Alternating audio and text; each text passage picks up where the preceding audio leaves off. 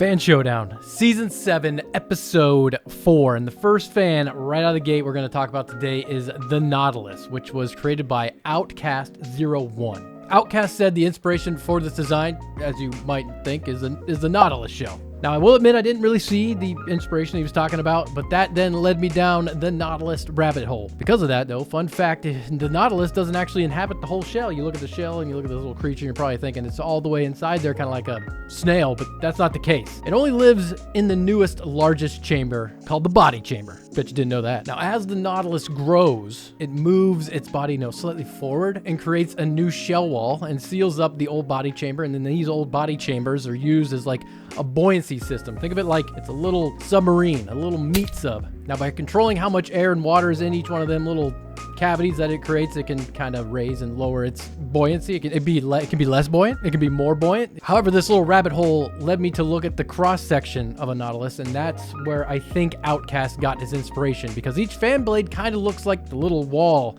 that the Nautilus creates between each shell. Now, from one aquatic creature to another, this is the twin whale, and it was created by Gabriel. Now, I found this one interesting because it's another take on something we saw last week, this is like a parallel axial fan configuration, whereas last week we saw a parallel blower fan configuration. Which one's going to be better? Gabriel said he was going for a dual fan into one, pushing the air through both of these cooling passages, then into the air cooler. Now, although there's two, it's like a 2-in-1 design, kind of like you'd see a header or something on a car. The airstreams never actually mix until they enter the air cooler. Additionally, to help combat fan noise, Gabriel said his design has asymmetrical blade spacing. Now, asymmetrical blade spacing isn't new for the Fan Showdown. We've seen this done before, and it actually does a pretty darn good job at reducing the noise level and also making the sound the fan produces less harsh. This is also a technique we see in the automotive manufacturing world. If you look at a radiator fan on your car, you'll probably notice that it does have asymmetrical blade spacing, and it has those for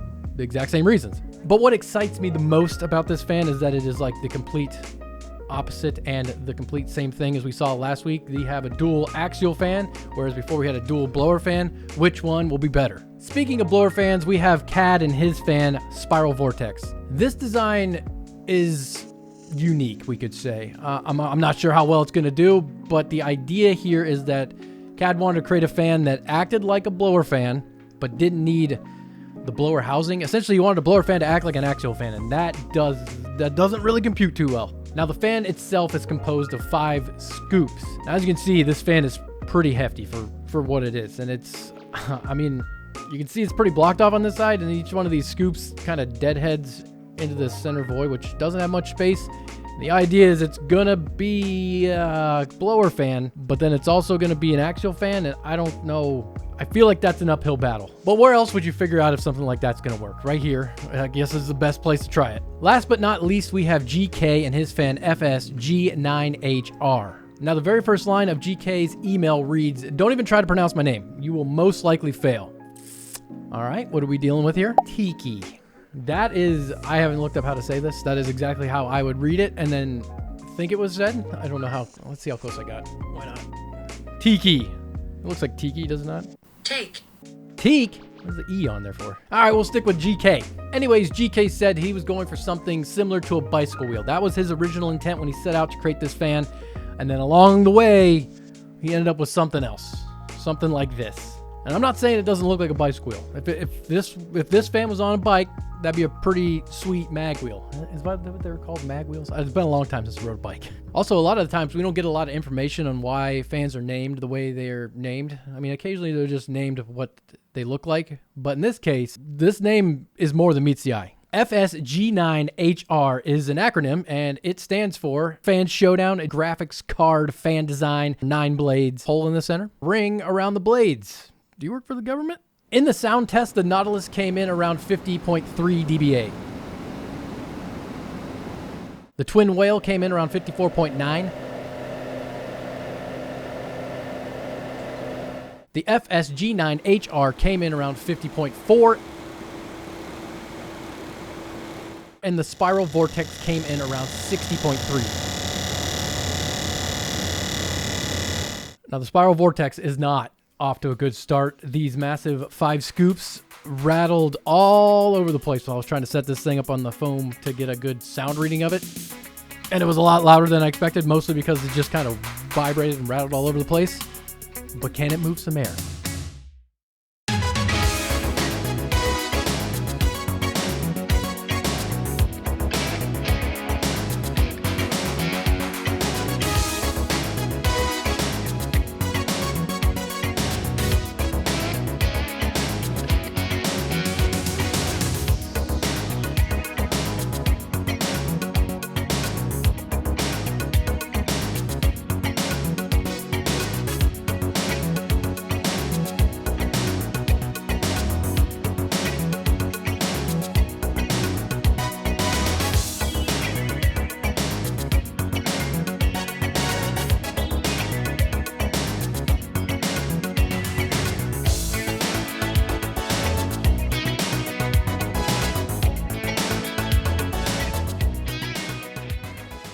Yeah, the spiral vortex kind of did the thing that we thought it was going to do. However, what I found most curious is the FSG9HR, because the fan itself has a small cone on the front. So like the spinner on the front of the fan, it actually sticks out quite a way. So I couldn't actually put it in a standard push-pull configuration.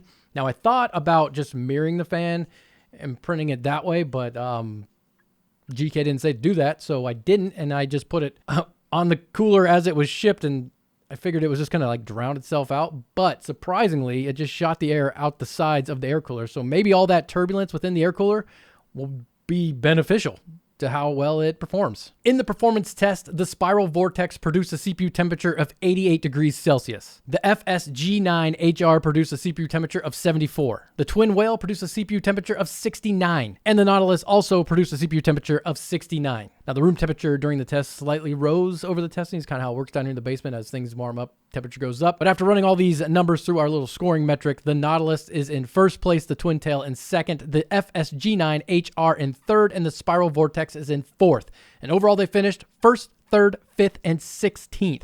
So overall, not that bad. We had a pretty big shakeup at the top of the leaderboard, and the Spiral Vortex kind of rounded out the bottom, kind of how we thought it was going to be. But either way, it was pretty darn awesome. So thank you guys all for watching. If you want to get in on the Fan Showdown, make sure to like and subscribe to the video, and check out the description below. The description has a lot of information on things you can use to help design your fans. There's some test models or template models. There's also a sheet you need to look at. It's a PDF that shows all the critical dimensions of the A12X25 fan frame.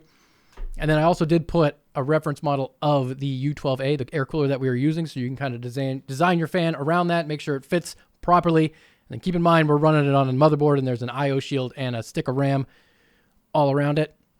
Then after you get your design complete, make sure to send me at least a .stl or a .stp to thefanshowdown@gmail.com, and we'll see you in the next episode.